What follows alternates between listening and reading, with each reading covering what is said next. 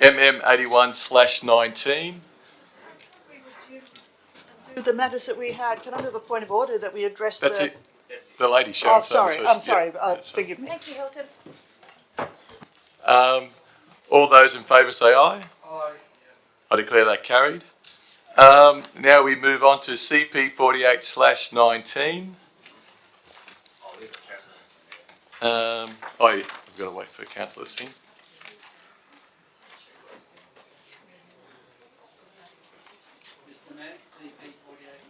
I was just waiting for Councillor Singh to leave. Yeah, Councillor Matson moves it. Do I have a seconder? Councillor Roberts.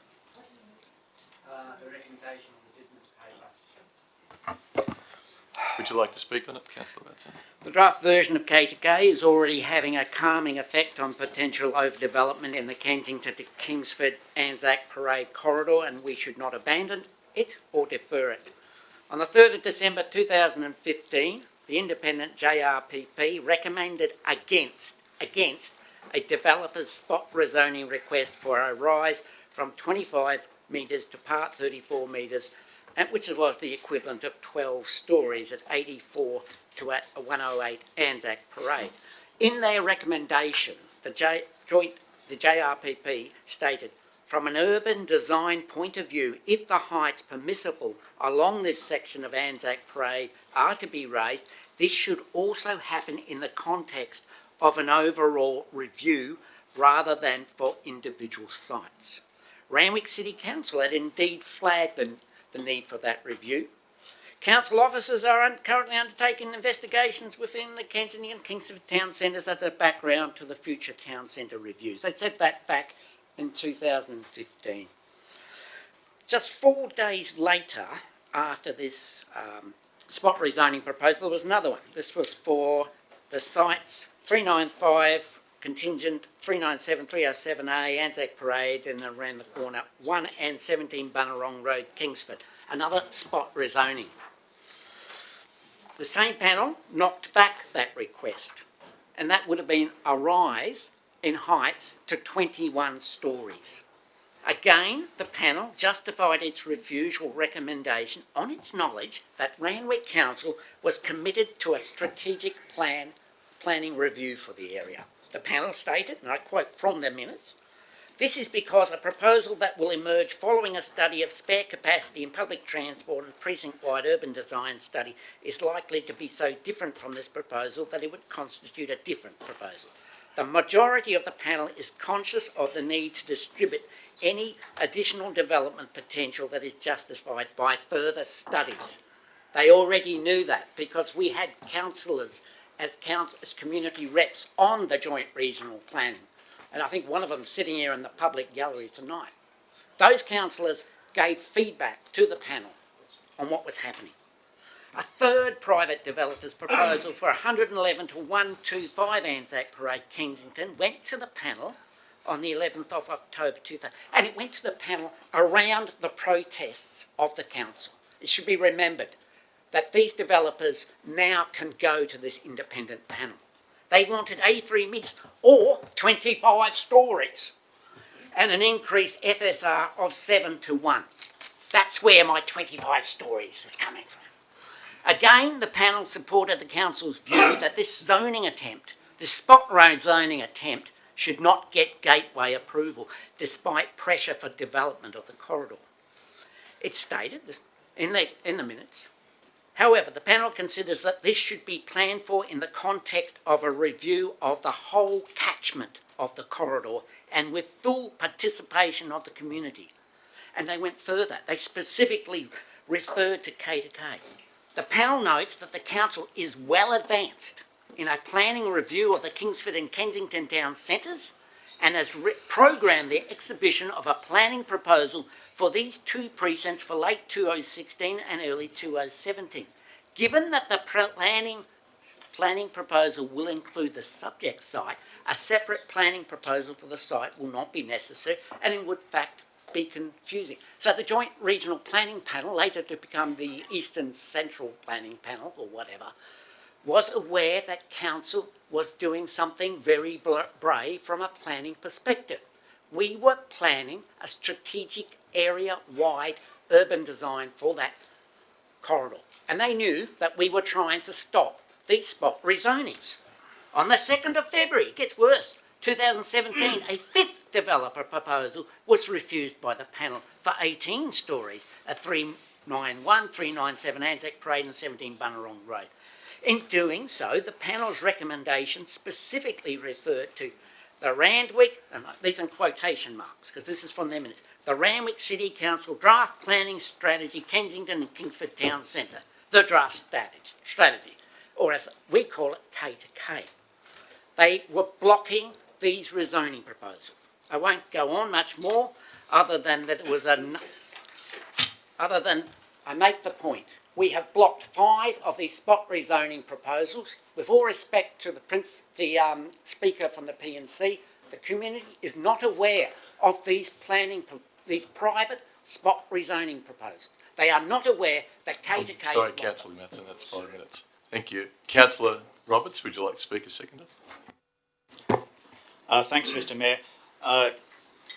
Councillors, it's if we don't review the current zonings in that area, spot rezonings will continue and they most likely will succeed unless we change the rules and control that process. Now, this is not Point of order. This is not a subjective risk. Point of order. This is, There's a point of order. It's the same point of order as I made earlier in relation to Councillor Matson's, but I let him give his narrative, which would have attracted the same point of order. But the councillor's not speaking about what's on the paper. The paper is, it's very That's clear. not a point of order, Excuse Mr. me, I've Councillor got Bowen. the call, and if you just Yeah, hear me out. you're No, you're actually interrupting me now. And Mr. Mayor, well, now you're interrupting me as well. There's a point of order, Mr. Mayor. It's an important one to ensure the integrity of this meeting. The point of order is this, that, as I said earlier, the only role of a councillor is to vote on the merit of the application before us. Both the previous speaker and Councillor Roberts seem to be concerned about something that may happen. There's no mention of it in the paper. Excuse me, I haven't finished. I'm sorry, councillors, can I And just it's- hear the end of so- it? I will decide, please. Yes. Just keep So, going. Mr. Mayor, it's a question of speaking off. Well, I can't get my point of order out if I keep being interrupted. He's talking about something that may happen. That's not a planning decision. It's not part of this proposal. But actually, So Councillor he's- Bowen, if I may, I it's can't take irrelevant. that point of order because It's he's irrelevant. making a decision on what he thinks may happen, Well, and he I'm may willing think to it's hear what that happens. as a part of the debate. Thank you, Mr. Mayor. Continue on, Councillor. And if the councillor's got some issues with what other councillors say, he can reserve it until when he addresses councillors. So this concern that I have about spot rezoning succeeding in the future is a valid concern, and it's based on history. It's not a subjective risk, it is an objective risk.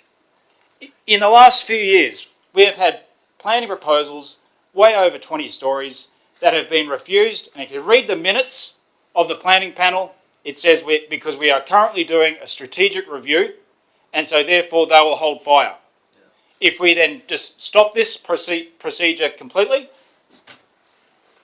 planning proposals, I'm concerned, will succeed, and that will be bad for Kensington and Kingsford. Frankly, councillors, I think developers would hope to see K2K not get up tonight. Exactly. The New South Wales Planning Department have also identified the Kensington and Kingsford area as a growth area, and that is on the record as well. And therefore, that's why I'm concerned that planning proposals in the future, 25, 30, 35 stories, may succeed if K2K does not get up tonight. Thank you, councillors.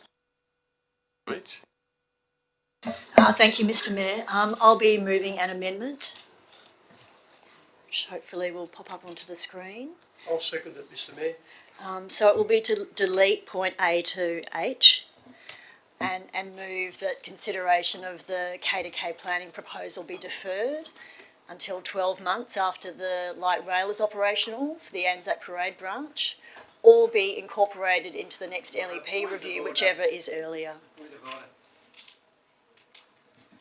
It does, to my mind, it does not logically follow that you can move an amendment to change a recommendation and then defer it at the same time. if you're deferring it, you are surely deferring all debate. That doesn't make any sense to me.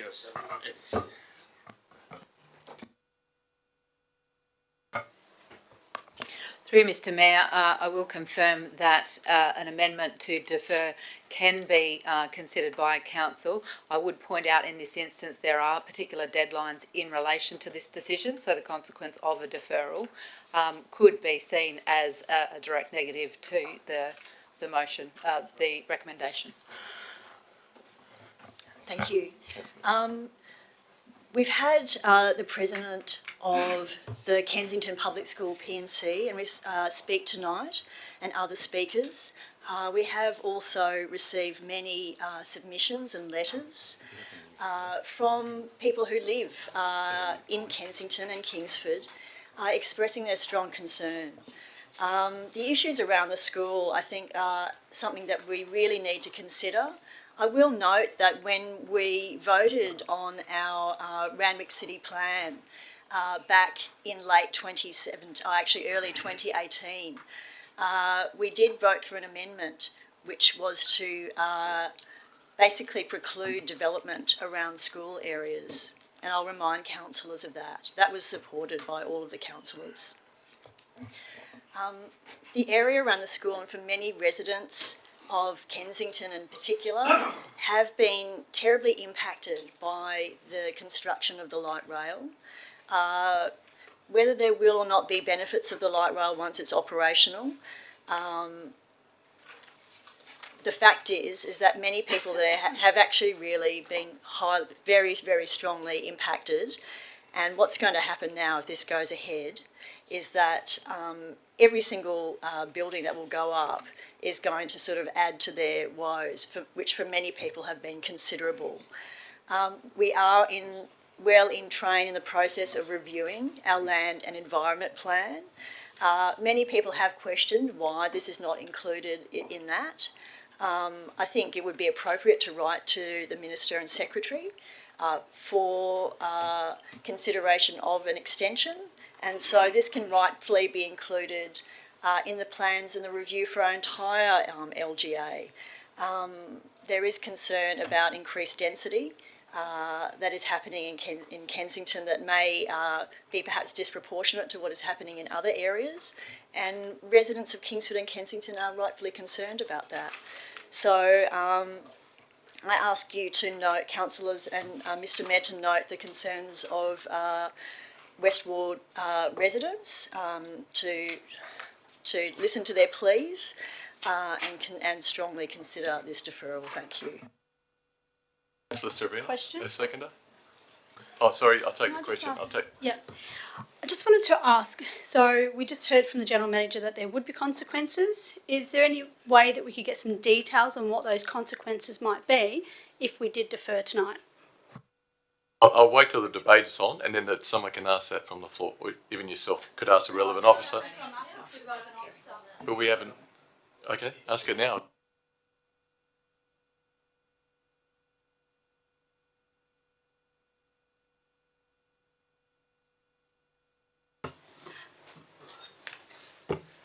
Thank you, Mr Mayor. Council is obliged to, under the gateway determination, to have this matter finalised within a week or so, and it must submit its the planning proposal to the Department of Planning. Should it not do so, then the Minister can direct the Planning Secretary to take on the role as the local plan-making authority. And on the basis of that, it will be a matter for the department as to what the final outcome of the planning proposal will be, and that may result in changes in relation to density, height, and certainly in terms of the public benefits that could arise out of the infrastructure contributions that are proposed. Councillor Stervino, seconder. Yes, further to that in light, through you, Mr Mayor, to the relevant officer, the previous input which Council had negotiated with the state with the state government in relation to the Department of Planning had previously asked for increases in density and disagreement around the infrastructure charge. Is that correct, that was a previous position of the state government? Thank you, Mr. Mayor. Yes, it was the previous position of the Department of Planning was that there should be an additional 600 dwellings to be accommodated within the business zone. And yes, that certainly was the case. A question, Councillor Matson? Or no, it's Councillor Stavridis. Thank you, Mr. Mayor, for giving me the opportunity to speak now. Look, I would urge my fellow councillors here tonight to support this amendment that we have before us. The fact remains that the light rail isn't operational, and we have any number of affordable housing development applications that are coming before council that are heavily reliant on the fact that the light rail will have the capacity to cater for these affordable housing units that are being proposed. Now, we know that under the SEP, that only 0.5 of a car space per unit is only needed to be provided for affordable housing. So there is going to be a heavy reliance on the capacity of the light rail to service the area. We don't know what the capacity of the light rail will be. We don't know what the effect of having 3 nodes of 20 stories, which I don't believe will be the case. I believe it will be 20 stories right along Anzac Parade, because the moment you set the precedent for one developer to have 20 stories, you'll be giving the green light to everybody else to have the same. So what we're going to have is a situation whereby we're now putting together a planning proposal without knowing what the critical piece of new transport infrastructure that is being delivered to the area will be able to deliver in terms of capacity and numbers. We should be deferring what we have here before us tonight because we don't know what the numbers will be. We're told hypotheticals. I'm not interested in hypotheticals. I'm interested in fact. I want to know what the numbers will be. We don't know what those numbers are going to be. Now, we heard from Mr. Marmotta that already now the school is at capacity. The school cannot, well, we don't know exactly, he wouldn't elaborate on it, but I could tell you now that a lot of the public schools in the area are bursting at the seams. We're now talking about putting in another, 1,500 dwellings along Anzac Parade. We know that streets can't cope with the parking and traffic issues as they are. We know that our local infrastructure cannot cope. We know that we've got very limited green space. Why are we now looking to put these proposals together when the whole planning process revolves around transport infrastructure? It revolves around the light rail, being able to adequately provide for the new and increased densities along the route there. And for me, this is a no-brainer. Every councillor tonight should be supporting this motion because we don't know what the capacity of the light rail is going to be. You can tell me, councillor, every 2 minutes or 3 minutes we're going to have a light rail tram of 67 metres running along Anzac Parade that will provide 450 to 500 passenger capacity. The fact remains, we don't know if that will be the case. I want to see it to believe it. And I want figures in front of me before we decide what we're going to do with Kingsford and Kensington. Now tonight I will not be supporting any recommendation put here on the paper because I don't believe that the approach taken by council is the right approach. I think we should have had one uniform height limit along Anzac Parade. It should not have exceeded anything more than 11 stories, which currently exists on Anzac Parade, so you already have a precedent set. And I believe that if we are going to be serious about addressing housing affordability in our city, what we should be looking to do is reduce the minimum allotment from 800 down to 600 or even 550 so that we can provide more adequate and more sensible and sustainable housing for the residents in Randwick. Our residents do not want high-rise. They do not want 20 stories all along Anzac Parade. And anybody who thinks that this is the answer has got rocks in their head.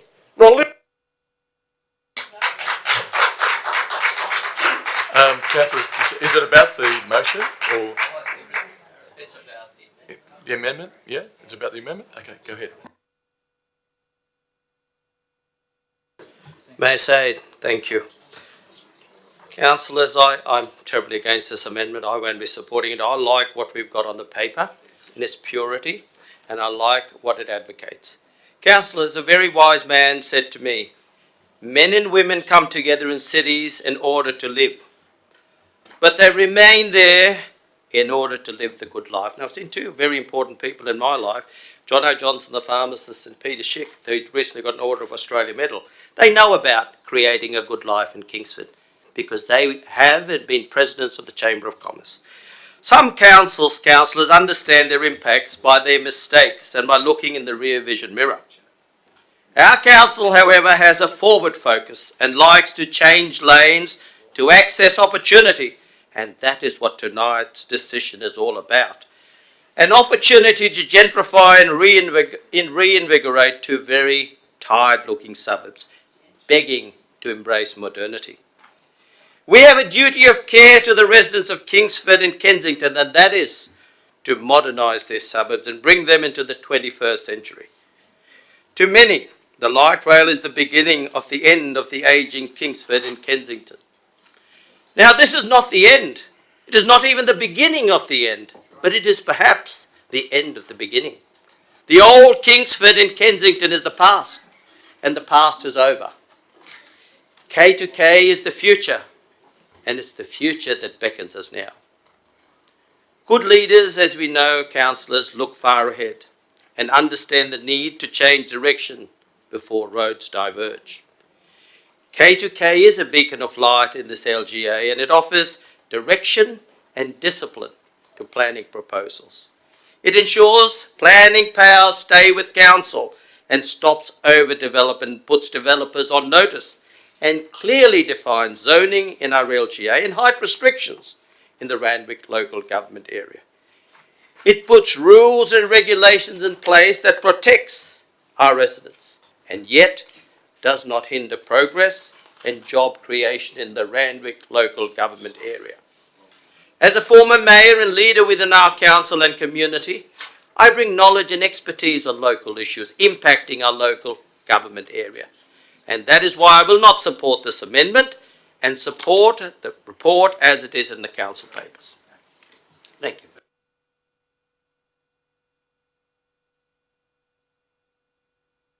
Councillors, I'll be supporting this very sensible and cogent amendment because councillors, planning and particular rezoning, really the only planning power we now have left at this council, courtesy of the state government, has to be done in an orderly way, and it has to be, it takes time, and it must have its community with it, and it should be done in a holistic way, and that's exactly what this proposal isn't. And the effect of the amendment is to restore some of the order into what otherwise to me seems a very disorderly proposal. And in fact, the argument that keeps being presented and has been presented all the way through really bears no resemblance to an orderly planning system, which is what we in fact have. We have a rule of law. We have a planning minister who is bound by statute, bound by Parliament. These panels that seem to send a shiver up a couple of these councillors' spines are also bound by statute, as we are. All right? So let's not kid ourselves that we have to jump at the boogeyman or leap at shadows when it comes to planning, because the argument that I've heard is that if we don't do this, something worse is infantile. It's ridiculous. It's hope-based. It's faith-based. And it's got nothing to do with orderly planning. And the way it's demonstrated, councillors, is by the gap in the argument that's put to us. We hear about the spot rezoning, had a long narrative about all these spot rezonings, which incidentally I don't believe any have been approved along Anzac Parade, but I'll return to that in a moment. We've heard all about these naughty spot rezonings and how the council's been able to defeat them at the JRPP. But what we didn't hear about is how those spot rezonings that council rejected appropriately got to the JRPP. And that is a planning matter. They got there because the minister exercises his discretion to refer it to the JRPP. Now, neither of you speakers, no one has said anything about that. I tried. And, well, no, you didn't. And in fact, it just exposes the flaw in your argument, because we all know that the minister, in the exercise of his discretion, is also bound by the Planning Act. He's not the dictator. He's not, it's not the People's Republic. He cannot, he must exercise his discretion judiciously. And if he's not, he can be challenged legally. And it has happened. There was a planning minister, Mr. Sartor, who was challenged in the exercise of his discretion, and it was found to have miscarried. But no one ever mentions that. It's always this thing about, we must keep the panel happy. Councillors, we're here, our number one job is to represent our community, not be apologists for the state government.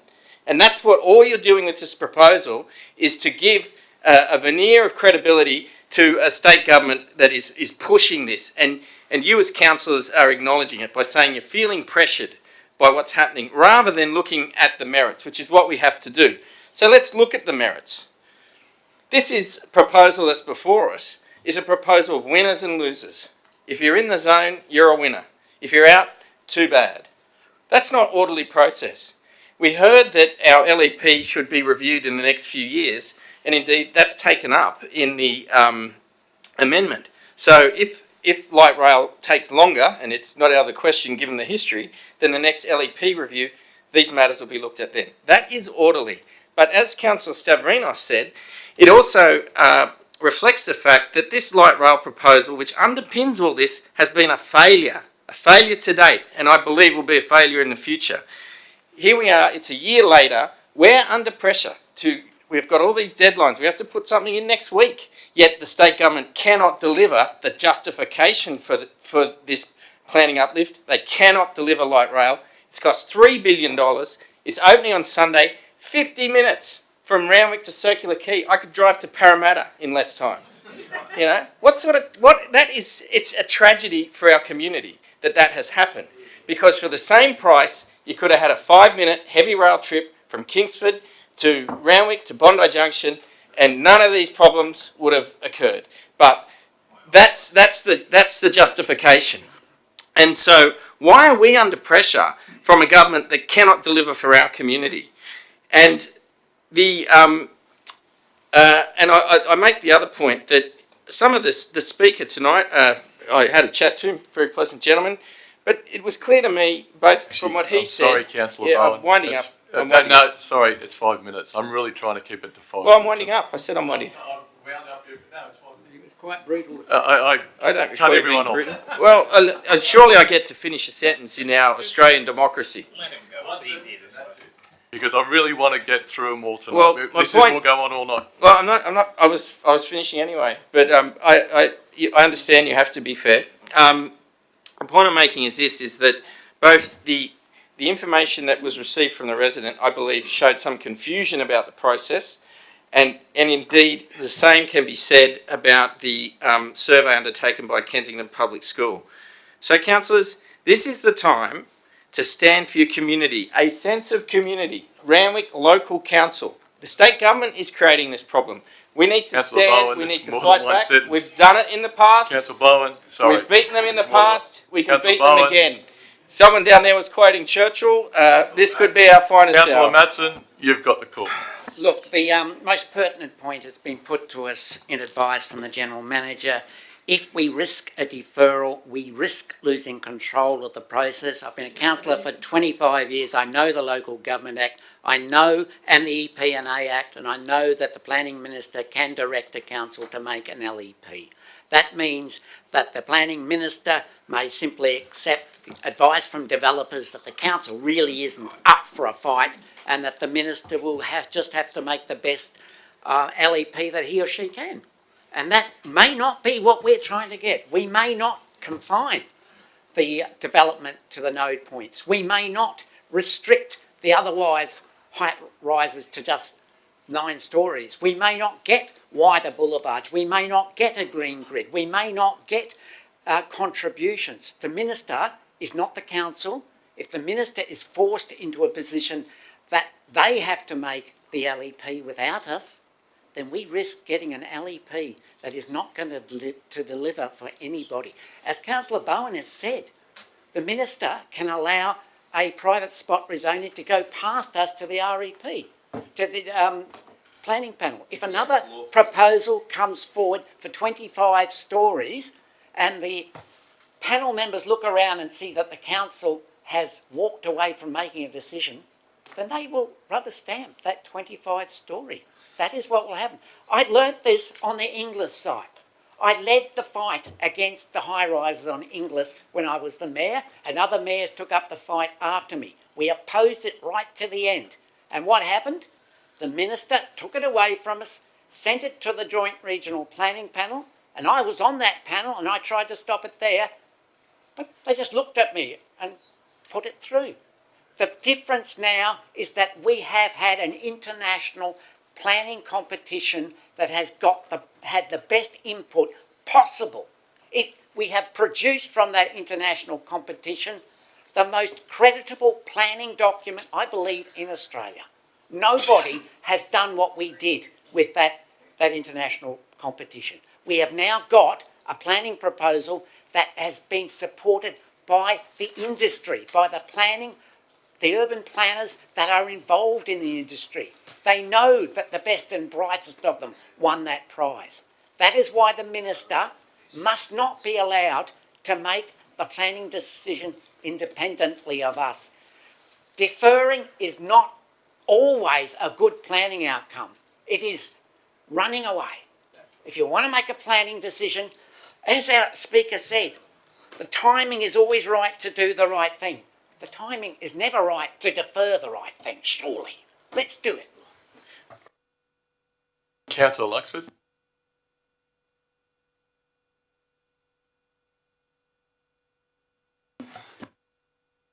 Thank you, Mr. Mayor.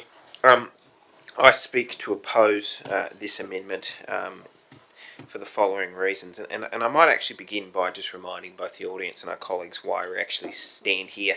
And let me remind everyone that several years ago there was a meeting between local MPs and the Randwick City Council General Manager with the Minister for Planning in relation to some of the previous planning proposals which have been referred to this evening. And to paraphrase what was said by the Minister for Planning was that you were getting the light rail and that Randwick Council must upzone the corridor, otherwise I will let the developers rip. I have every reason to believe that that is an accurate paraphrase of that statement which was given. The reason we are here, colleagues, is because it is a matter of fact that there were various planning proposals which were put to the Joint Regional Planning Panel for up to 25 stories along the corridor. One of the core reasons why Randwick Council has embarked on this process was that it was communicated to us were these proposals to, in the first instance, be deferred and then in some instances refused, was under the condition that Council conducted a plan for this area of the city. Why I think that is very significant is that is after several years we have gone and we have embarked upon that process and none of those proposals have been approved to date. Clearly there remains an appetite for developers to upzone on those particular sites, and the presence of K2K in train has acted as a clear deterrent for that to date. However, I do not believe that it is appropriate for us to defer for any further time. And the reason why I don't believe it is appropriate for us to defer for any further time is that we've practically run out of excuses. The first was that we were conducting a design competition. That is now done, and we have used that excuse. The second was that we need to consult with the community.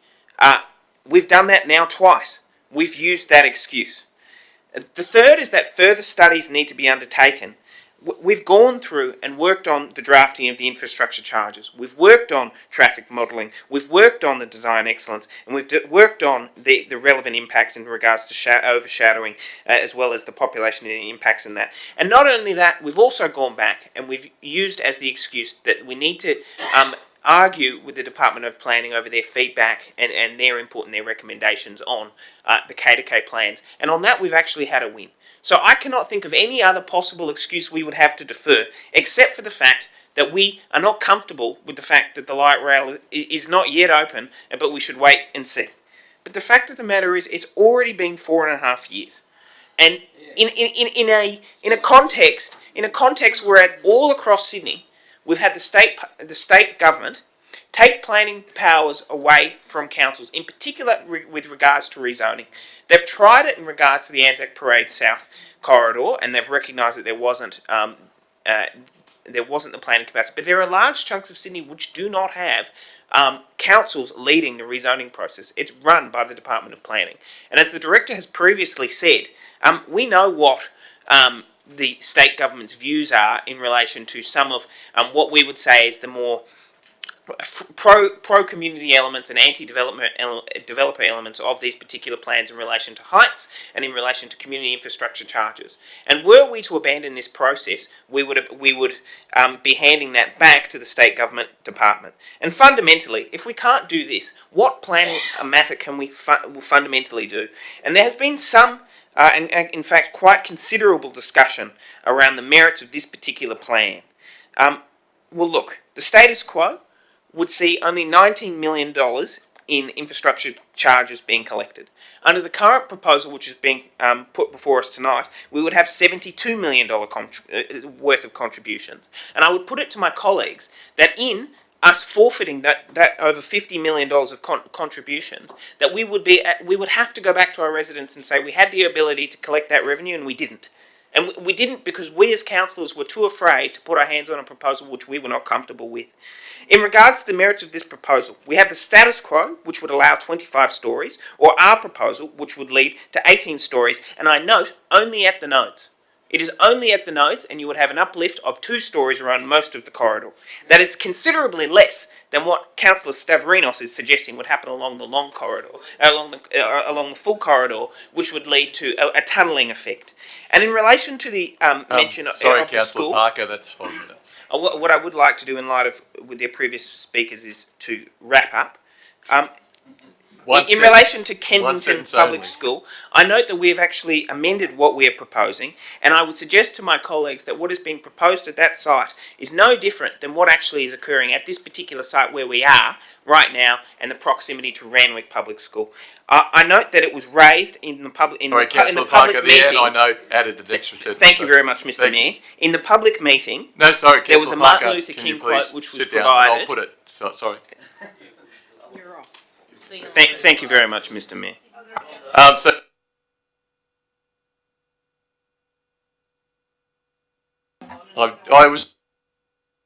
No, and there's no more speakers. We're putting it. All those who are in favour of the amendment, please raise your right hand. So it's Councillor Veach, Councillor Vrinos, Councillor Luxford, and Councillor Bowen. All those.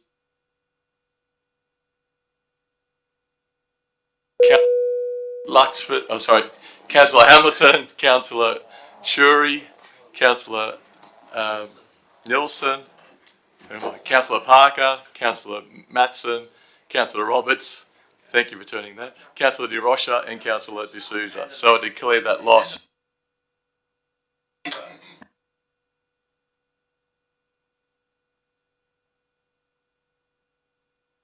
I'll actually allow, we had 2 for the motion. I'll give 2 against and then we'll put it. Thank you, Mr. Mayor.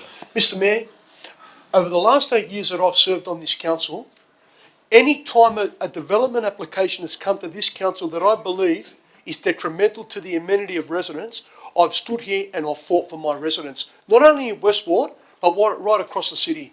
We had an issue with unauthorised boarding houses being built in Westward, and I got up and I brought numerous motions to the council, and we made a report.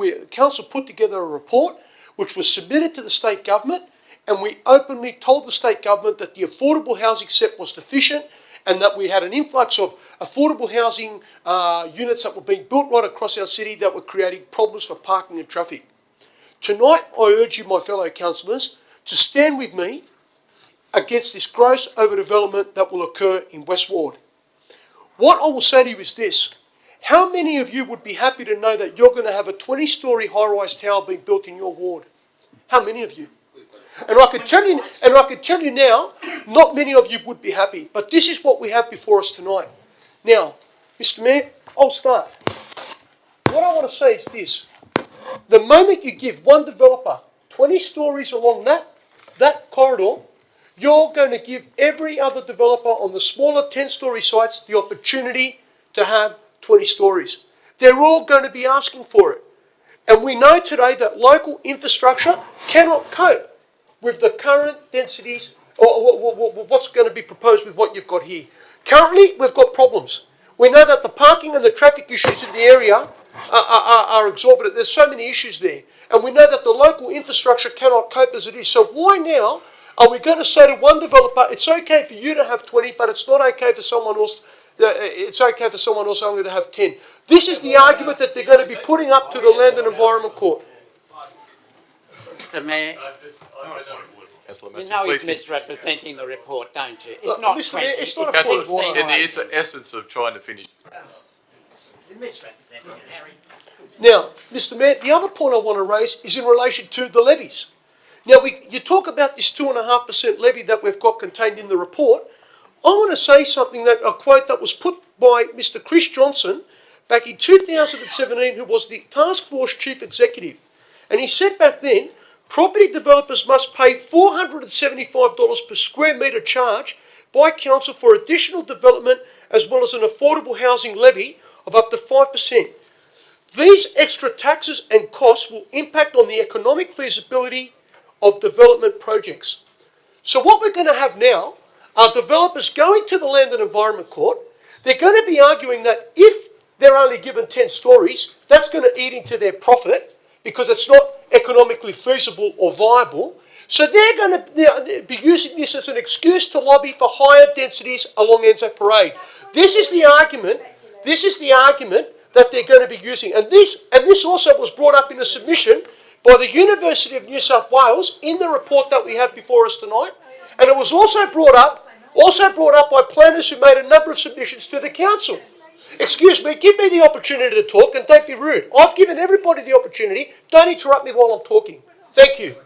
The third point I want to raise is in relation to the submissions that have been made. Now, we're told that by telephone survey, 74% of residents were supportive of this. Well, I can tell you, a telephone survey doesn't rate for me, because if someone calls me on a phone and says to me, well, what do you think of this, what do you think of that? They don't ask you that. What they do, they put the question to you and you say yes or no, and you're not really given much of an opportunity to elaborate. These questions can be skewed, and as far as I'm concerned, telephone surveys don't rate the same way and as heavily as written submissions. Now, statistically, if you have a sample of 400 people, you're within 1% of the deviation of being correct with a thing. So we've had 392 submissions given to this council, of which 71% of those submissions said they're not for K2K.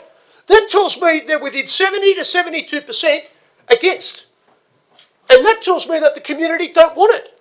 That rate's a lot more heavier to me than some telephone survey that the council has put together, so trying to weight it the same way as being a written submission.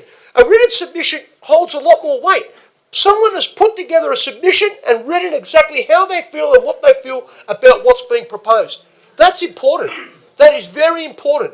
Now, the next point I want to raise is in relation to the fact that we need to look at having a sensible and sustainable housing strategy.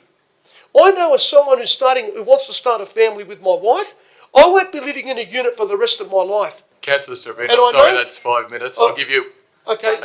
one Right, sentence like okay. everyone else. Well, has. what I will say is this. Our residents would be happy if there was one uniform height limit being proposed that does not exceed what currently exists along Anzac Parade, and if we had reduced the minimum allotment from 800 to 550 to 600 so that we have more sensible and sustainable housing to address the price difference between units and houses in Randwick. There is no, you're talking about $1 million variance between a house and a unit. We need to fill that void, and that void could be filled with sensible and sustainable housing in the form of townhouses and duplexes. This is what we should be looking at here, not Thank putting you, Councillor high-rise along the Stavinos. Anzac Councillor Parade. Luxford, you've got the call. I will not be supporting the K2K motion here tonight. I'll be voting against. As a Westward councillor who actually lives in the area, who lives in Kensington, I have lived and breathed the disaster of the light rail, which is the major justification for the K2K proposal. The light rail does not begin in Kensington, or doesn't come down Anzac Parade till we're told perhaps March next year. Already we are told that the light rail does not support the increased amount of density that we will be putting along Anzac Parade.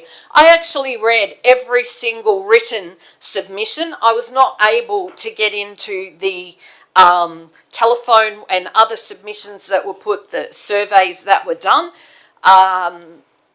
So I couldn't access those, unfortunately. I did want to have a look at every single one of them, but I did read every written submission. And those submissions were from residents who do not want this development to go through. They don't want the four big towers, the node sites. Can't understand how we're going to have a tower, Todman Square at Anzac Parade and Todman Avenue. The school is at capacity. The residents that have children that are going to that school are also not in favour. So as a West Ward resident, a West Ward councillor, I cannot support this.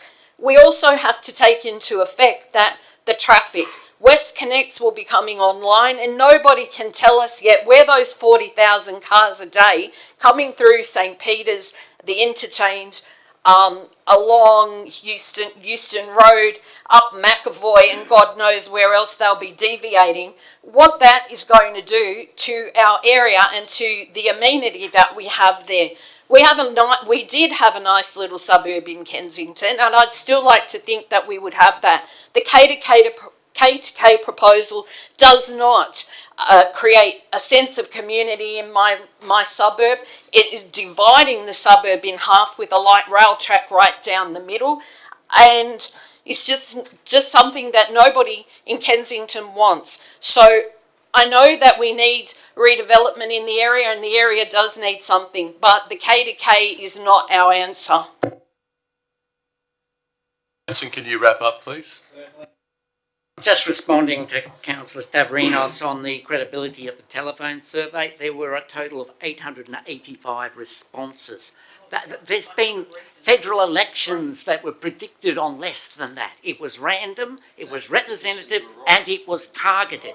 And there was a 74% overall positive response. Look, it comes down to this. Oh, Mr. Mayor, please. It comes down to the point that both myself and Councillor Parker and Councillor Roberts have made. 25 stories, randomly anywhere along the Anzac Parade corridor between the Kensington and Kingsford town centres.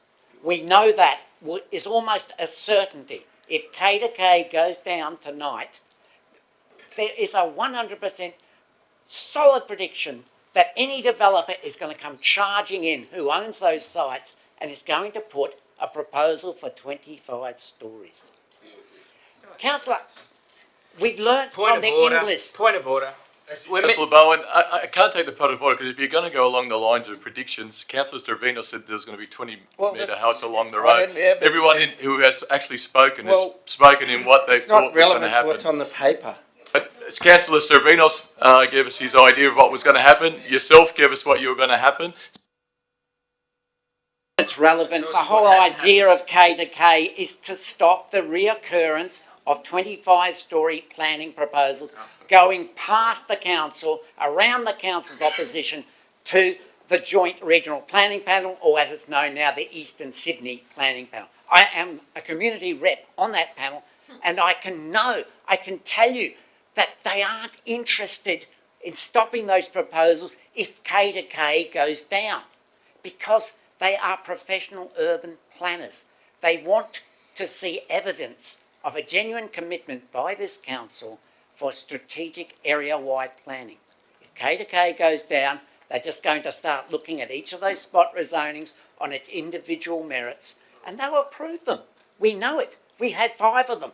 Go to the back of this report, you'll see a list of respondents. You can see 10 or 20 or 30 submissions urging higher zonings, higher heights, greater floor space rate. They're there, they're in this book.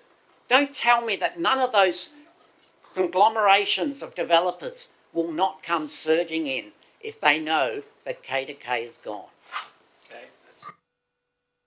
So councillors, I'll put it, all those in, yeah, straight to the division. Straight, so all those in favour of the recommendation, please raise your right hand.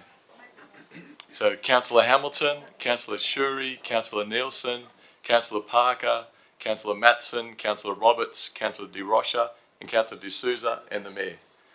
All those, please raise your right hand. Councillor Veach, Councillor Strovinos, Councillor Luxford, and Councillor Bowen. I declare that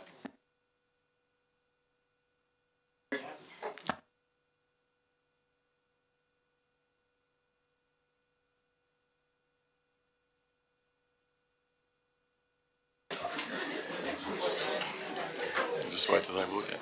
So councillors, the first one is MM 76/19. Oh, sorry, I'll wait for Singh, but I'm not waiting for.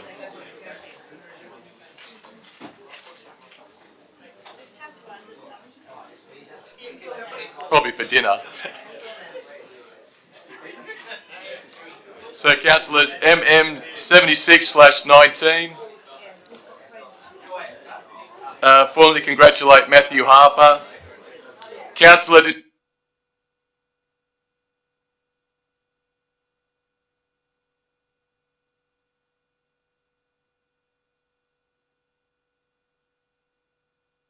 Thank you.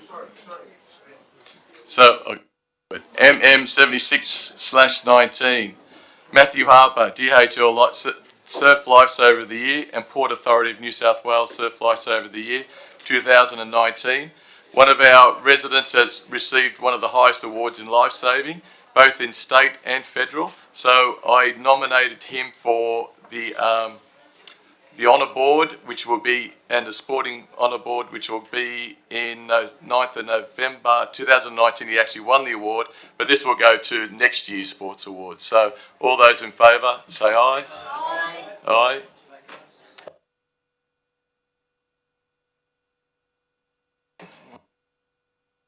We'll move on. I declare that carried. Sorry, no, I just want to move on. MM 77/19.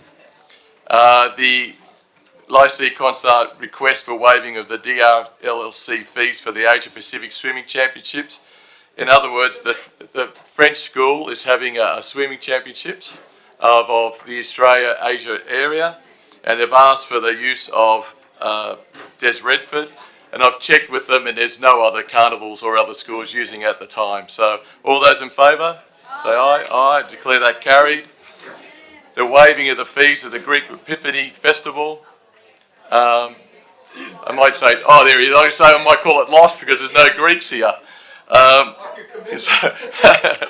So, as you know, we've supported this every year, and the Greek Orthodox Church really appreciates it. So all those in favour say aye. Aye. Declare that carried. MM 79/19, support for the Rainbow Club of Australia, the Murray Mose Malabar.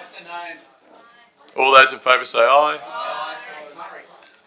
MM 80/19, the WSL Maroubra Carve Pro 2020, waiving of fees. All those in favour say aye. Aye.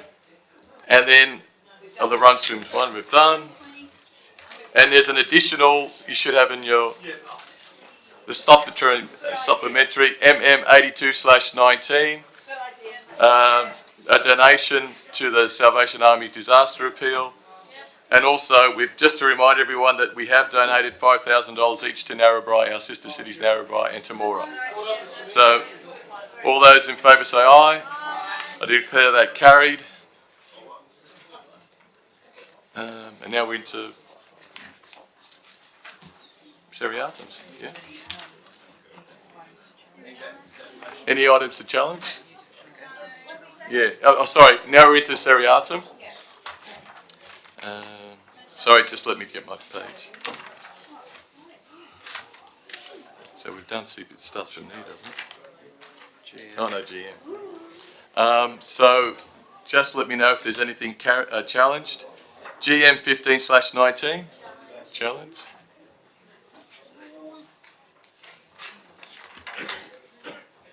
CO 66/19. No challenge. CO 67/19. Okay. Lindsay. CO 68/19/19. No challenge. NM 96 / oh, sorry, that's the motion. Sorry. I didn't realise such a short paper. That's right. Come on, Harry. Councillor Veach. I want you to be mad. Councillor Veach on I do. GM 15/19. Are we going to move the unchallenged items? I move the unchallenged. Councillor Hamilton and Councillor Shuri. And Councillor Veach, can you please?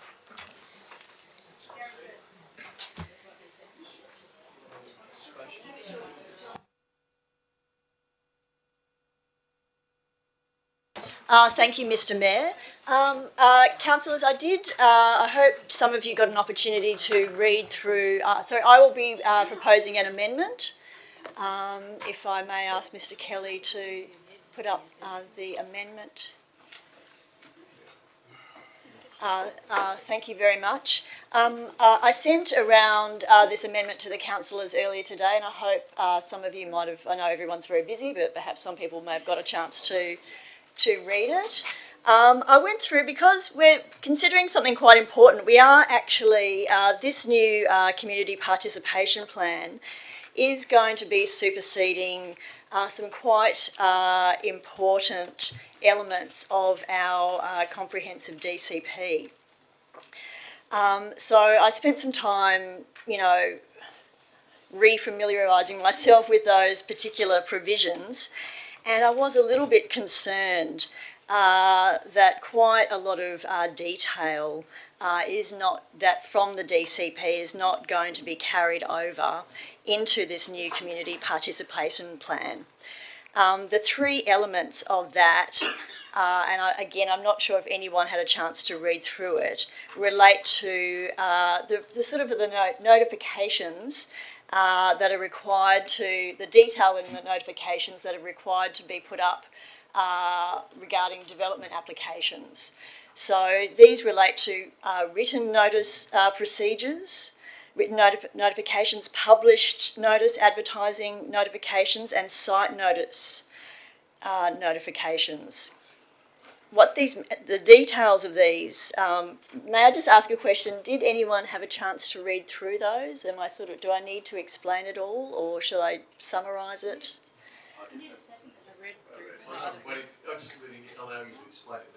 Sure. So these kind of notices are literally the type of, say for example, the written notice relates to the notice that council will send out to adjacent residents when there's a developer or a property owner wishes to put up a DA. There's the published notice or advertisements that council puts up, and then there's the on-site ones as well, the ones that you see up on the cyclone fencing and so on.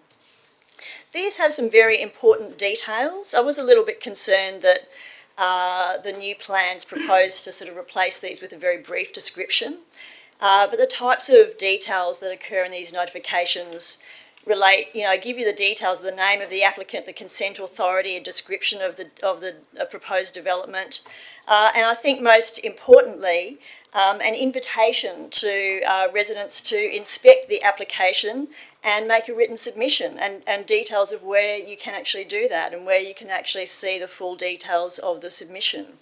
I did take the time to speak with the Director of City Planning, Mr. Kyriakou, and so I have spoken with him about this in some detail. And so my amendment simply asks that these procedures be retained and be published on the council website. I don't think anyone had any problems with these before. I think they're very good to have. I hate to actually get rid of these and then to be questioned later on by residents saying, why did we vote to remove these? Why are we now not receiving these kind of notifications? So I hope you will support this motion. Seconder, do you want to speak? Look, I commend my colleague for being proactive and bringing these concerns forward. throughout my career, I've often had residents, perhaps unfairly at times, claiming or saying that they hadn't had proper notification. Often it wasn't necessarily the council's fault, anybody's fault. But I think we should err on the side of precaution and should retain the power of these. Councillor Roberts?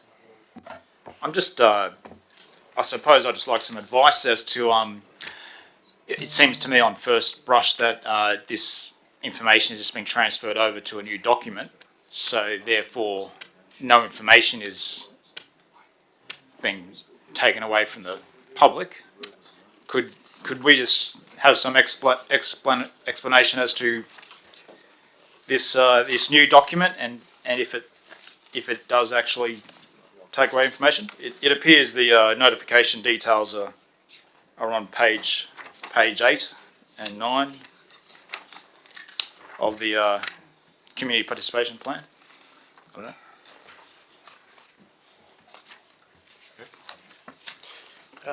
Thank you, Mr. Mayor. Yes, the community participation plan contains the essential requirements for council to engage and consult with its community over development applications. I think what is being referred to is largely the operational detail associated with the content that is in notices, and they were always included in the previous development control plan because they did come from the regulations. Effectively, these details are produced in our operational procedures because they are effectively the documents that we populate with the required fields, and it was our view that they are more appropriately dealt with as operational procedures rather than sitting within a statutory document. That said, we certainly have no objection to information surrounding the sort of content that goes into those notices being available on council's website to inform the public. So, councillors, all those in favour of the amendment? Of the motion, sorry. Aye. Those against?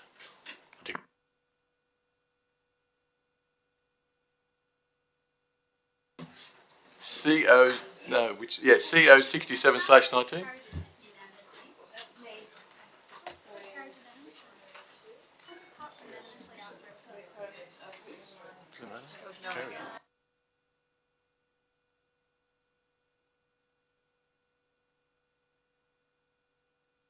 Councillor Shuri. I've just got a few questions on this actually. Will we still have an internal audit officer? I'll move that. I'll move the report. I'm just asking some questions. Okay. Any seconders? I'll second it. Through you, Mr. Mayor, what you have in front of you is an audit committee charter which sets the committee for council. Our internal auditor is employed and will continue to be employed as a staff member. Right.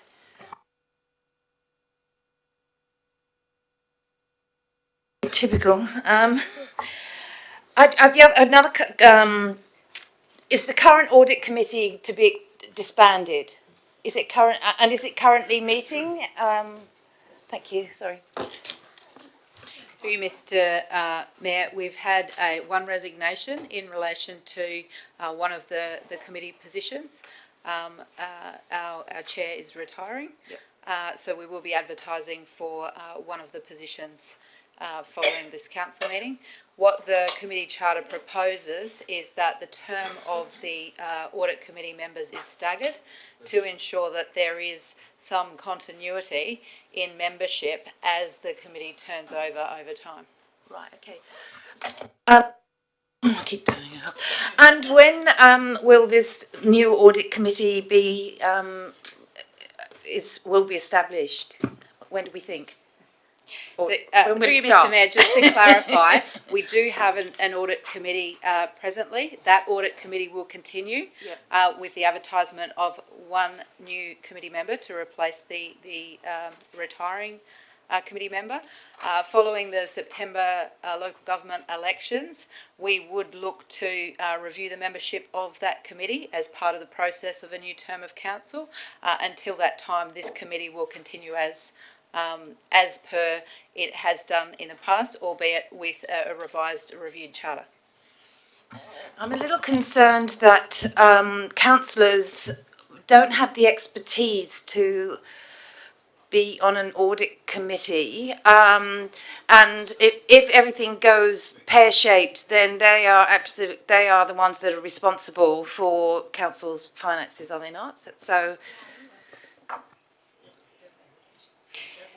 through you, Mr. Mayor, the internal audit committee and a councillor's position on the internal audit committee would be as a councillor representative, not as a member that has been selected based on their skills and expertise and experience. So on that basis, you would be on that committee with the same responsibilities as you are on any other council committee.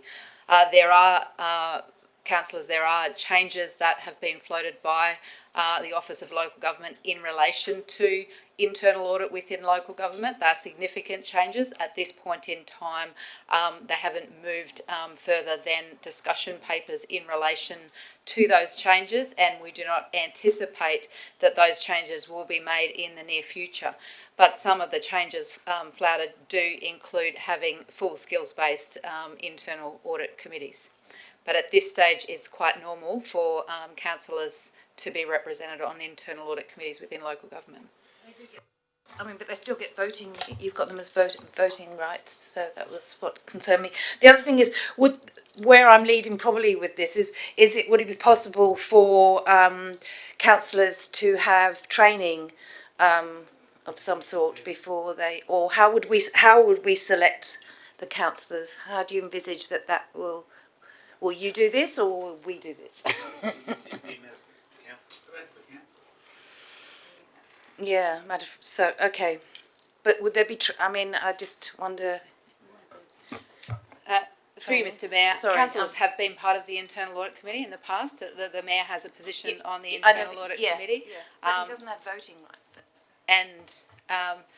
And typically, just I guess in relation to any type of councillor training, councillors can discuss with us as to what training requirements they feel they need. We're happy to help in that regard, whether that be internally or external training.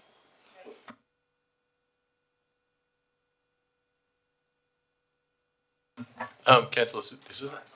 So as Councillor Anthony Andrews was the mover and the seconder was Councillor Serinos, I'll put it.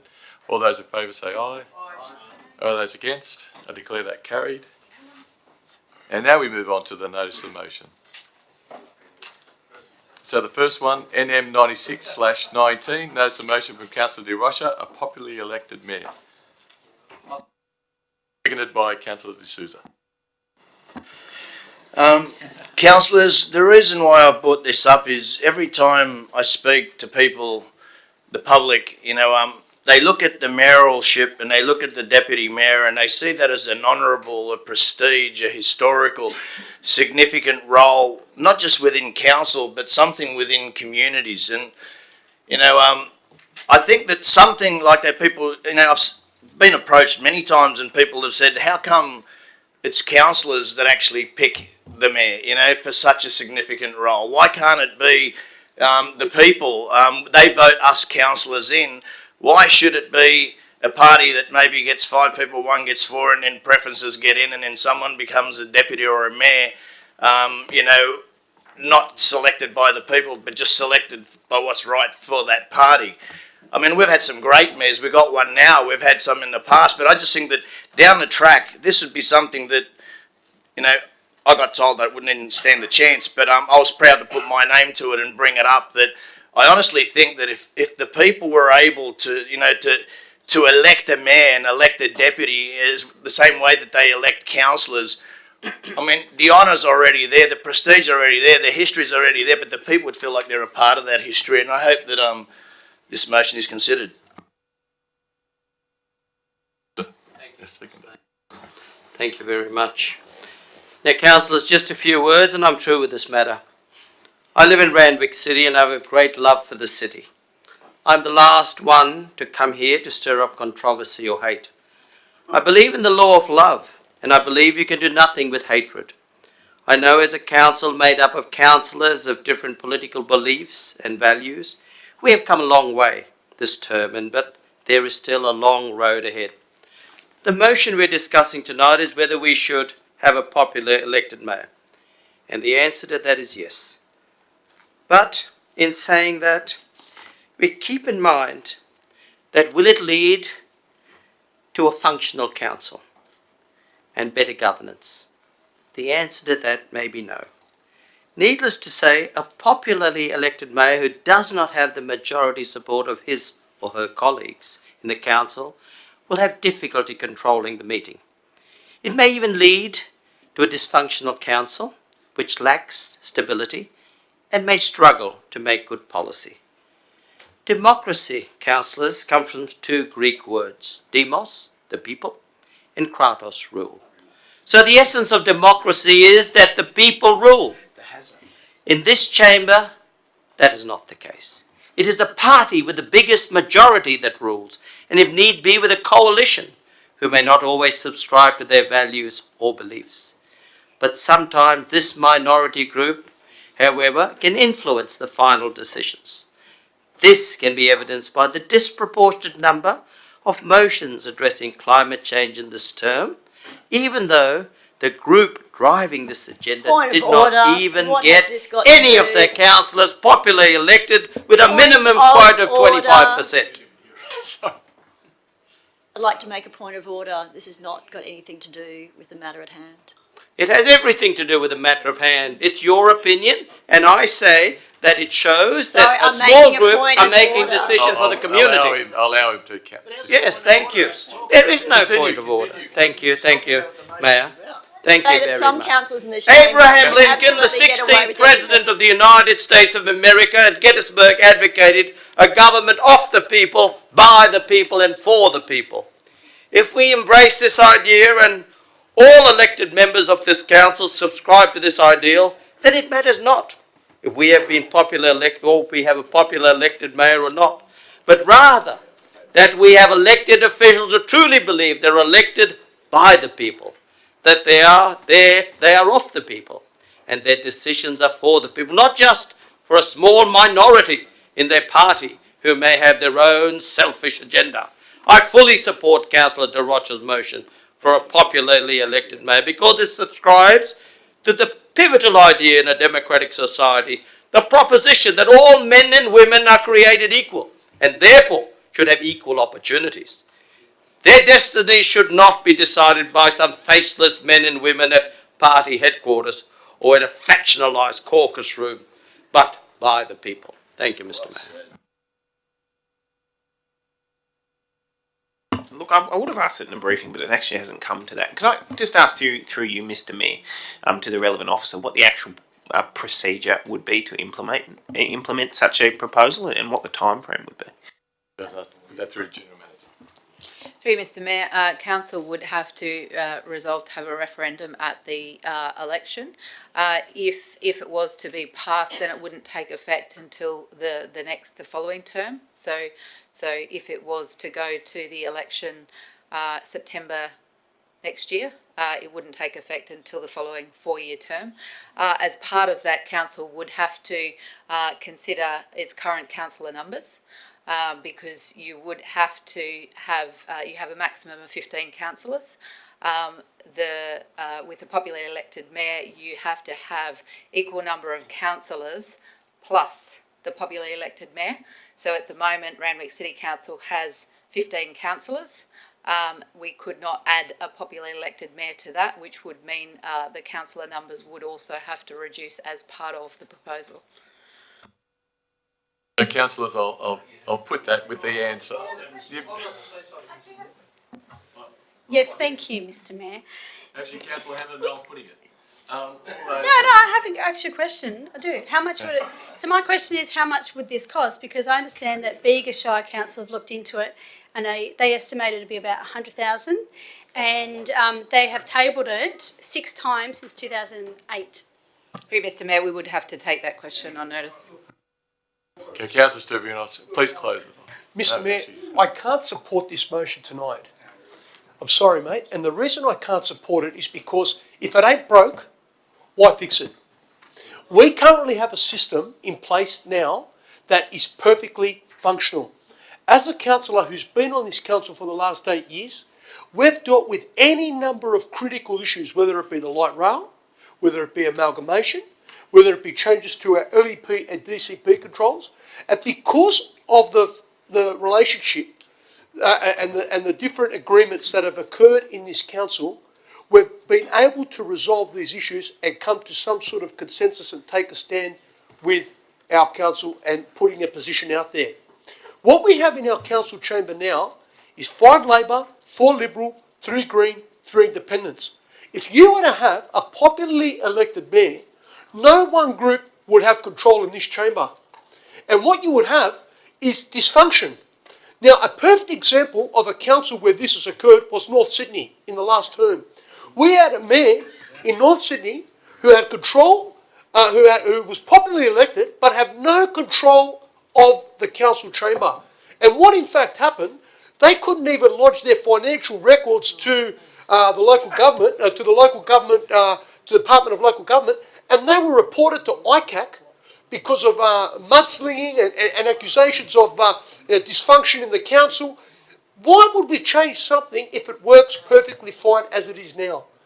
If you've got a council where you've got a majority of councillors from a particular political leaning, like the City of Sydney, where Clover Moore has quite a dominant, has got control of the numbers, it can work okay.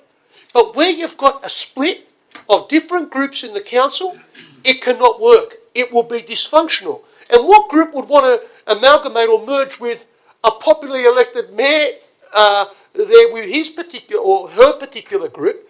What benefit would there be for that political party to be unified that way? Look, the way it works now is perfectly sound. Why would we change it? For the sake of what? Change? No. I can't agree to it. I'm sorry. Councillor De Rocha, do you want to wrap it up as the mover? I just put it to a vote. So, councillors, all those in favour of the motion, please say aye. Aye. All those against? No. I declare that lot. 97/19. Notice of motion from Councillor Roberts. Asturias Avenue Estate, South Coogee, speeding traffic issues. I'm happy to. Seconded by Councillor Matson. I'm happy to put it. Okay. So, councillors, I'll put that. All those in favour say aye. Aye. Against? Declare that carried. NM 98/19. Notice of motion from Councillor Singh. Pedestrian traffic light countdown timers. Seconded by Councillor Hamilton. Councillor Singh, do you want to speak? Mr. Mayor, I would prefer it to be put if there's no opposition to that, because I can't debate it tonight. Sorry, Mr. Mayor.